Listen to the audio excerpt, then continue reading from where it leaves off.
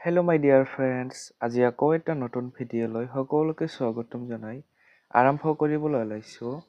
তোমালোকৰ সকলোৰে সুবিধাৰ বাবে এইচএছ অথবা HSLC ফাইনেল এক্সামবিলাকত ছিট প্লেনসমূহ কেনেদৰে দিয়া হয়, তোমালোকৰ ইচ্ছামতে বহিবলৈ দিয়া হ'ব নে তোমালোকৰ ছিট দিয়া হ'ব নাইবা ছিট নম্বৰ কেনেকৈ মিলোৱা হয় সেই বিষয়ে আলোচনা কৰিম।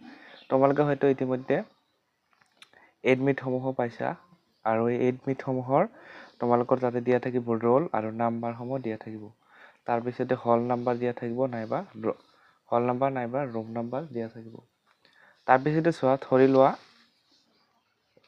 এটা ৰুম নাইবা তোমাৰ হল এটাত তোমাৰ ৰোলটো দিয়া আছে আৰু তাতে তোমাৰ নাম্বাৰ দিয়া থাকিব এনেকুৱা ধৰণৰ। ধৰি লোৱা এইবিলাক বেঞ্চ ধৰি লোৱা তোমালোকে আৰু এইবিলাক বেঞ্চ। তাৰপিছতে চোৱা, এটা বেঞ্চ এটা চাইডত ৰুমৰ দুটা চাইড থাকিব। এটা চাইডত ধৰি লোৱা বয়েজ দিয়া থাকিব আৰু এটা চাইডত কি দিয়া থাকিব, গাৰ্লছ। এইখিনিত গাৰ্লছ বহিব, এইখিনিত বয়েজ বহিব। যিটো চেণ্টাৰ আছে তাতে তোমালোকৰ স্কুলৰ ধৰি লোৱা এজনৰ ৰোল নাম্বাৰ 1 আছে আৰু এজনৰ ৰোল নাম্বাৰ 3 আছে।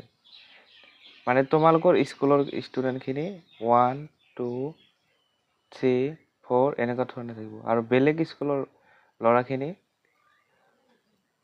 6, 7, 8, 9 এনেকুৱা ধৰণে দিয়া থাকিব। তাৰপিছত আকৌ গাৰ্লছৰ ক্ষেত্ৰতো এনেকুৱা, এতিয়া ধৰি লোৱা 10, 11 এইফালে এটা স্কুলৰ থাকিব আৰু এইফালে এটা স্কুলৰ থাকিব। এইফালে এটা স্কুলৰ থাকিব আকৌ এইফালে এটা স্কুলৰ থাকিব। এনেদৰে ছিট প্লেনসমূহ দিয়া হয়। ইয়াৰ লগতে আৰু এটা কথা, যিবিলাক ষ্টুডেণ্টৰ নাম প্ৰথমে এ লেটাৰ দিয়া থাকিব তেওঁলোকক প্ৰথমে বহিবলৈ দিয়া হয়। ধৰি লোৱা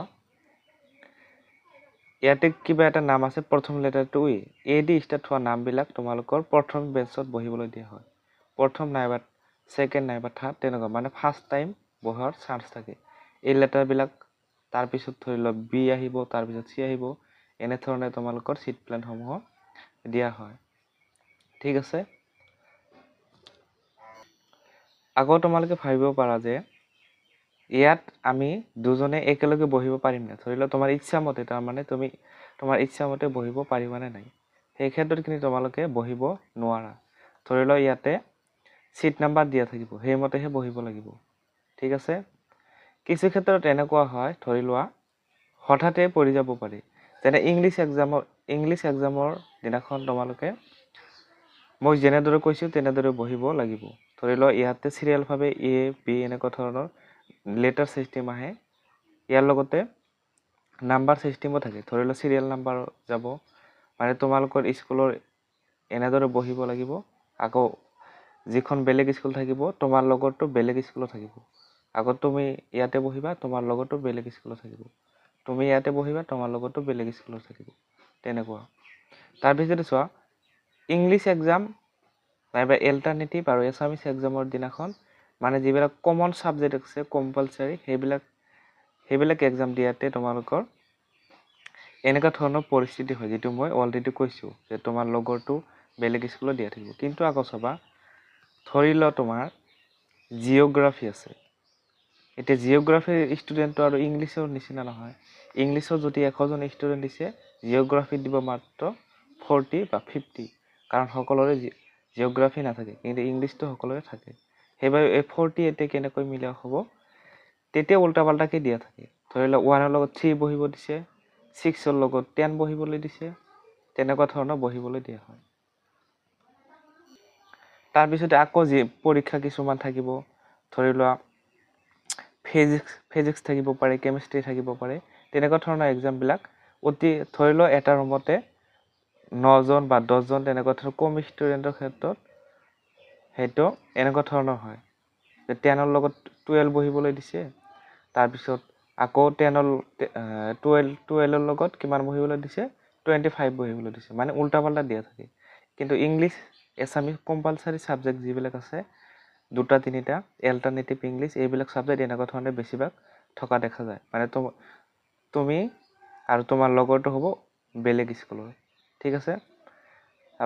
আৰু যিবিলাক কম ছাবজেক্টৰ ষ্টুডেণ্ট আছে তেওঁলোকক কেনেকুৱা ধৰণে বহিবলৈ দিয়া হ'ব, তেতিয়া কি কৰা হয়, উল্টা পাল্টা চিটসমূহ দিয়া দেখা যায়।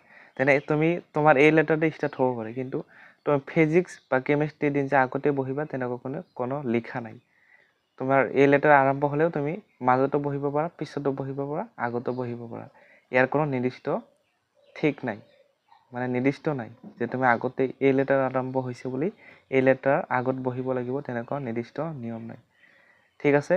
মাত্ৰ খালি ইংলিছ, এছামিজ আৰু এল্টাৰনেটিভ ইংলিছৰ ক্ষেত্ৰত মানে যিবিলাক বেছি ষ্টুডেণ্ট থাকিব, মানে কম্পালচাৰী ছাবজেক্টৰ ক্ষেত্ৰত তেনেকুৱা হয়।